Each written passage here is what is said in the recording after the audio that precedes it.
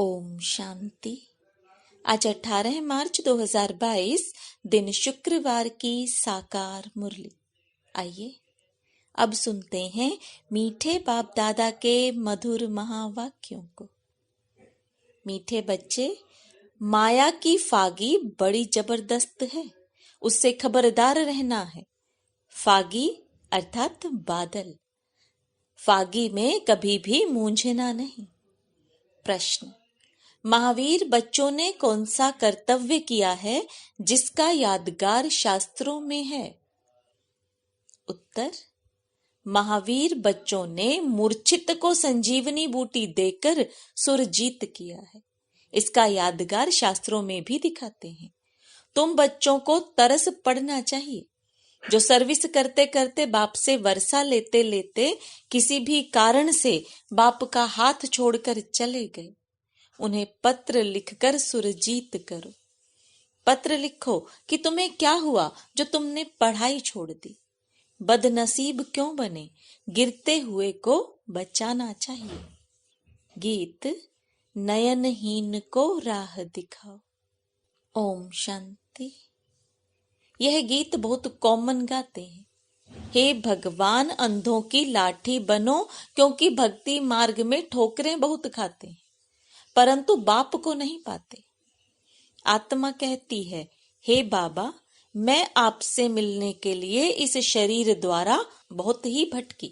आपका रास्ता बहुत ही कठिन है। यह तो जरूर मनुष्य समझते हैं कि जन्म जन्मांतर हम भक्ति करते आए हैं। यह नहीं जानते कि हमको ज्ञान मिलना है, तब हम नयनहीन से सज्जे बनेंगे। भक्ति मार्ग का कायदा है भक्ति करना, धक्का खाना। आधा कल्प धक्के खाए हैं, तुमने अब धक्के खाने बंद कर दिए। तुम भक्ति नहीं करते, न शास्त्र पढ़ते। जब भगवान मिल गया फिर यह सब क्यों करें? जबकि भगवान हमको अपने साथ ले जाने वाला मिला है, तो फिर हम धक्के क्यों खाएं? भगवान आएगा तो जरूर सबको साथ ले जाएगा। सभी धक्के भी खाते रहते हैं और एक दो को आशीर्वाद भी करते रहते हैं, समझते कुछ भी नहीं। पोप साधु संत जो आते हैं उनके लिए समझते हैं तो यह गुरु लोग हमको रास्ता बताएंगे भगवान से मिलने का। परंतु वो गुरु लोग खुद भी रास्ता नहीं जानते तो फिर दिखाएंगे कैसे? आशीर्वाद देते हैं तो भी सिर्फ इतना कह देते हैं, भगवान को याद करो, राम राम कहो। जैसे रास्ते में कोई से पूछो फलाना स्थान कहाँ है, तो कहेंगे इस रास्ते से चले जाओ तो पहुंच जाएंगे। ऐसे नहीं कहेंगे, साथ ले चलते हैं। तुमको रास्ता चाहिए वह बता देते हैं, परंतु साथ में कोई गाइड तो चाहिए ना। बिगर गाइड तो मूंझ पड़ेंगे। जैसे तुम भी एक दिन फागी के कारण जंगल में मूंझ पड़े थे। यह माया की फागी बड़ी जबरदस्त है। स्टीमर वालों को फागी के कारण रास्ता दिखाई नहीं देता। बड़ी खबरदारी रखते हैं तो यह फिर है माया की फागी। कोई को रास्ते का पता नहीं पड़ता। जप तप तीर्थ आदि करते रहते हैं। जन्म जन्मांतर भगवान से मिलने लिए भक्ति करते आए। अनेक प्रकार की मत भी मिलती है। जैसा संग वैसा रंग। हर जन्म में गुरु भी करना पड़े। अब तुम बच्चों को सतगुरु मिला है। वह खुद कहते हैं, मैं कल्प कल्प आकर तुम बच्चों को वापिस घर ले जाता हूँ, फिर विष्णुपुरी में भेज देंगे। अब हम बाबा से वर्षा ले रहे हैं। मानो कोई गुरु व पंडित आदि आकर यह ज्ञान ले और दूसरों को कहें कि मन मना भव, शिव बाबा को याद करो। तो उनके शिष्य आदि पूछेंगे, तुमने यह ज्ञान कहाँ से लिया? वह झट समझेंगे कि इसने दूसरा रास्ता ले लिया है। उनका दुकान खत्म हो जाएगा, मान्यता खत्म हो जाएगी। कहेंगे, तुमने ब्रह्मा कुमारियों से ज्ञान लिया तो हम क्यों ना बीके के पास जाएं? खुद गुरु लोग भी कहते हैं, सब जिज्ञासु हमको छोड़ देंगे। फिर हम कहाँ से खाएंगे? सारा धंधा खत्म हो जाएगा, सारा मान खत्म हो जाएगा। यहाँ तो 7 रोज भट्टी में रख, फिर सब कुछ कराना पड़ेगा। रोटी पकाओ, यह करो, जैसे सन्यासी लोग भी कराते हैं, तो देह अभिमान टूट जाए। तो फिर ऐसे का ठहरना बड़ा मुश्किल है। दूसरी बात, जो बाहर से आते हैं उनको पहले पहले बाप का परिचय देना है कि हम माता पिता से विश्व के मालिक पने का वर्षा ले रहे हैं। बाबा है विश्व का रचयिता। हमारी एम ऑब्जेक्ट है कि हमको नर से नारायण बनना है। तुमको भी दाखिल होना है तो 8 रोज आकर पढ़ना होगा। बड़ी भारी मेहनत है। इतना अभिमान कोई तोड़ ना सके, ऐसे ऐसे आदमी जल्दी आ नहीं सकते। बाप समझाते हैं कि तुम भाई बहन हो, एक दो को समझा सकते हो। समझो कोई बच्चे हैं जो बहुत अच्छी सर्विस करते थे, बहुतों को समझाते थे। अब बाबा का हाथ छोड़ दिया है। अब यह तो तुम जानते हो कि शिव बाबा हमको पढ़ाते हैं ब्रह्मा द्वारा, डायरेक्ट तो नहीं पढ़ा सकते हैं। तो बाबा कहते हैं ब्रह्मा द्वारा स्थापना कराता हूं, राजयोग सिखलाता हूं। अगर कोई ने ब्रह्मा का हाथ छोड़ा तो गोया शिव का भी छोड़ा। विचार किया जाता है, फलाने ने छोड़ा क्यों? नसीबदार बनने के बदले बदनसीब क्यों बने हो? तुम रूठे किससे? बहनों से रूठे होंगे। तुम जो इतना वर्षा लेने वाले थे, फिर क्या हुआ? क्या सिखलाने वाले बाप ने तुमको कुछ कहा जो पढ़ाई छोड़ दी और बदनसीब बन गए? बाबा भी पूछ सकते हैं, तुमने राजयोग सीखना क्यों छोड़ा? तुम भी आश्चर्यवत बाबा का बनंती कथंती भागंती में आ गए। अपनी तकदीर को लकीर लगा दी। समय देख उनको लिखाना चाहिए। हो सकता है पत्र पढ़ने से फिर जग जाए। गिरते हुए को बचाना होता है। डूबने से किसी को बचाया जाता है तो आफरीन देते हैं। यह भी डूबने से बचाना है। ज्ञान की ही बातें हैं। लिखना चाहिए, तुमने खिवैया का हाथ छोड़ा है तो डूब मरेंगे। तारू अर्थात तैरने वाले लोग अपनी जान को जोखिम में रख दूसरों को बचाते हैं। कोई पूरा तारू नहीं होता है तो खुद भी गुम हो जाता है। तुम भी कोई को डूबता हुआ देखते हो तो 10-20 चिट्ठियां लिखो। यह कोई इंसल्ट नहीं है। तुमने इतना समय हाथ पकड़ा, औरों को भी समझाया, फिर तुम कैसे डूब सकते हो? तुम प्रेम से लिखो, बहन जी तुम तो राजयोग सीख पार जाने वाली थी, अब तुम डूब रही हो। तरस पड़ता है तो बेचारे को बचावें, फिर कोई बचता है व नहीं, यह तो हुई उनकी तकदीर। दूसरी बात यह, जो प्रदर्शनी में ओपिनियन लिख कर देते हैं कि यहाँ नर से नारायण बनने का मार्ग बताया जाता है। यह राजयोग बहुत अच्छा है, बस लिखा, बाहर निकला तो भूल गया। इसलिए जो लिखते हैं उनकी पीठ करनी चाहिए कि तुमने यह ओपिनियन लिख कर दिया, परंतु क्या किया? न अपना फायदा किया न दूसरों का। पहली मुख्य बात है, माता पिता की पहचान देनी है।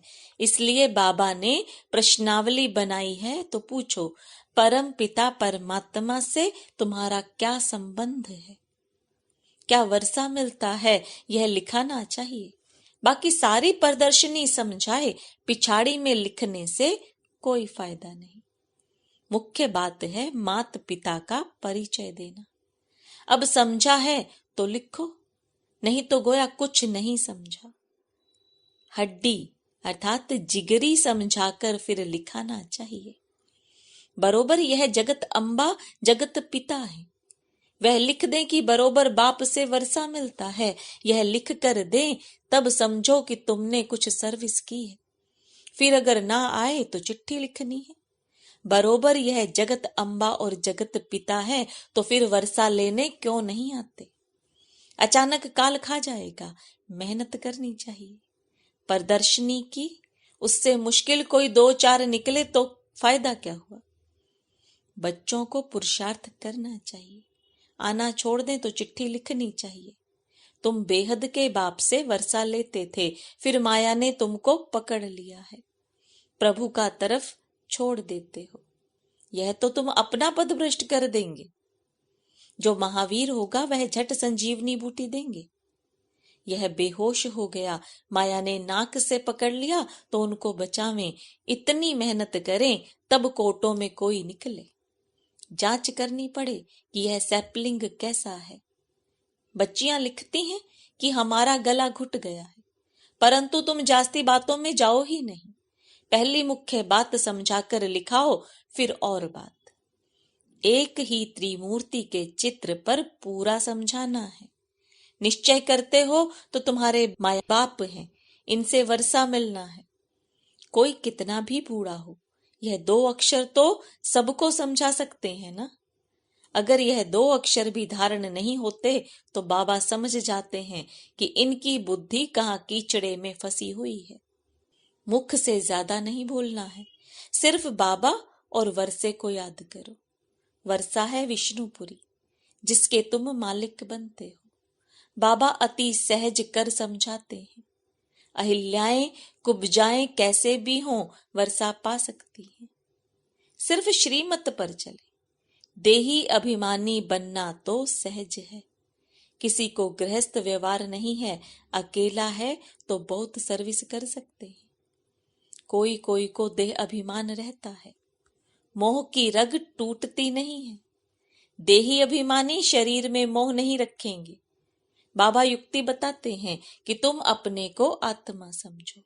यह पुरानी दुनिया है, इनसे ममत्व मिटाना है। एक बाप को याद करना है। वर्षे को याद करने से रचता भी याद आ जाता है। कितनी कमाई है, खुद भी करो और औरों को भी कराओ। माँ बाप बच्चों को लायक बना देते हैं, फिर बच्चे का काम है बाप की संभाल करना। फिर माँ बाप छूटे। यहाँ बहुत है जिनकी रग जाती है। कोई को अपना बच्चा नहीं तो धर्म के बच्चे में मोह जाता है, फिर वह पद पा नहीं सकेंगे। सर्विस के बदले डिस सर्विस करते हैं। प्रदर्शनी में मुख्य बात यह समझानी है, जो निश्चय हो जाए कि बरोबर यह हमारा बाप है, इनसे राजयोग द्वारा 21 जन्म का वर्षा मिलता है। नई दुनिया की रचना कैसे होती है, कैसे हम मालिक बनते हैं, यह है एम ऑब्जेक्ट। परंतु बच्चे पूरा समझाते नहीं हैं। तुम बच्चों को रात दिन खुशी रहनी चाहिए कि हम ईश्वरीय संतान हैं। वहां विष्णु की दैवी संतान को इतनी खुशी नहीं होगी जितनी अब तुम ईश्वरीय संतान को है। अभी तुम ईश्वरीय संतान बने हो, फिर तुम ही विष्णु की संतान बनेंगे, परंतु खुशी अभी है। देवताओं को ईश्वरीय संतान से ऊंचा नहीं कहेंगे, तो ईश्वरीय संतान को कितनी खुशी होनी चाहिए। परंतु यहां से बाहर निकलते ही माया बिल्कुल ही भुला देती है। तो समझो तकदीर में राजाई नहीं है, बहुत मेहनत करनी चाहिए। माया ऐसी है जो वहां का वहां ही थप्पड़ लगाकर भुला देती है। अच्छा, मीठे मीठे सिकिलदे बच्चों प्रति माता पिता बाप दादा का याद प्यार और गुड मॉर्निंग। रूहानी बाप की रूहानी बच्चों को नमस्ते। रूहानी बच्चों की रूहानी बाप दादा को याद प्यार, गुड मॉर्निंग और नमस्ते। धारणा के लिए मुख्य सार, मोह की सब रगें तोड़ इस पुरानी देह और दुनिया से ममत्व निकाल सर्विस में लग जाना है। बाप और वर्षे को याद कर कमाई जमा करनी है। अच्छा तैरने वाला बन सबको पार लगाने की सेवा करनी है। श्रीमत पर चलना है, बुद्धि कीचड़े में नहीं लगानी है। वरदान, सर्व शक्तियों को अपने अधिकार में रख सहज सफलता प्राप्त करने वाले मास्टर सर्वशक्तिमान भव। जितना जितना मास्टर सर्वशक्तिमान की सीट पर सेट होंगे, उतना ये सर्व शक्तियां ऑर्डर में रहेंगी। जैसे स्थूल कर्मेंद्रियां जिस समय जैसा ऑर्डर करते हो वैसे ऑर्डर से चलती हैं, ऐसे सूक्ष्म शक्तियां भी ऑर्डर पर चलने वाली हों। जब यह सर्व शक्तियां अभी से ऑर्डर पर होंगी, तब अंत में सफलता प्राप्त कर सकेंगे, क्योंकि जहां सर्व शक्तियां हैं वहां सफलता जन्म सिद्ध अधिकार है। स्लोगन: आकारी और निराकारी स्थिति में सहज स्थित होना है तो निरअहंकारी बनो। ओम शांति। अनमोल ज्ञान रत्न दादियों की पुरानी डायरी से। वास्तव में याद का रूप क्या है? पिता सम दिव्य कर्तव्य में तत्पर रहना। परमात्मा की याद में रहते हैं, वह किस द्वारा दिखाई पड़ेगा? जैसे देखो, बच्चा है, वह जब अपने पिता का फुट स्टेप ले खुद भी कार्य करने में तत्पर रहता है, वही पिता की याद का रूप है। क्योंकि पिता अपने बच्चों को फरमान बरदार देख बहुत हर्षित होता है कि यह मेरा बच्चा बिल्कुल सुपात्र है, जो मेरे सिवाय मेरे घर की परवरिश करता है। वैसे भी जो देवी वत्स अपने देवी माता पिता सम दिव्य कर्तव्य करने में तत्पर हैं, वही याद का ओरिजिनल रूप है। जिस स्व स्वरूप में माता पिता स्थित रहते हैं, उस ही स्व स्वरूप में बालक भी स्थित रहने से दोनों की तार आकर कनेक्ट होती है और पिता पास शीघ्र ही जाए पहुंचते हैं। पिता भी कहता है कि ऐसे वत्स मेरे से मिले ही पड़े हैं, अर्थात वह साक्षात मेरा ही स्वरूप है।